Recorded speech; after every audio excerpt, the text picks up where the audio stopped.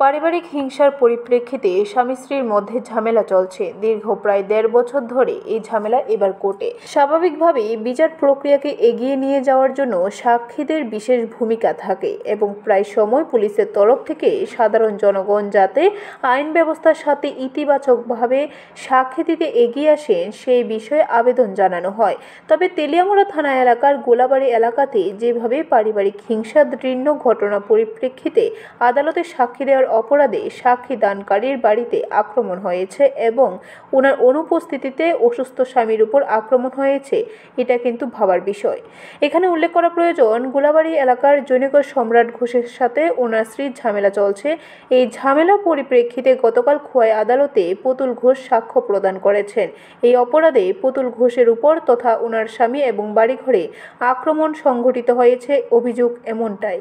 ঘটনাটা হয়েছে আমি তার বাড়িতেই থাকি। কার বাড়ি? আমরা একবারই আমার এই বাসরপুর সম্রাট ঘোষ। সম্রাট ঘোষ যাবে আসতে এই মায়াডারে আমরা দেখছি মাইর করে সবসময় মায়াডার বিয়ার পর থেকে বউরে তো এরপরে মাইর করে তা আমারে হেরা আমি সাক্ষী লেগে আমি সাক্ষী দিছি।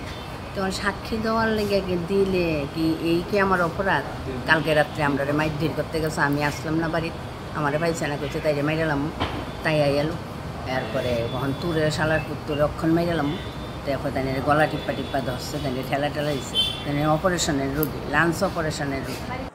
ব্যুরো রিপোর্ট, খবর ত্রিপুরা।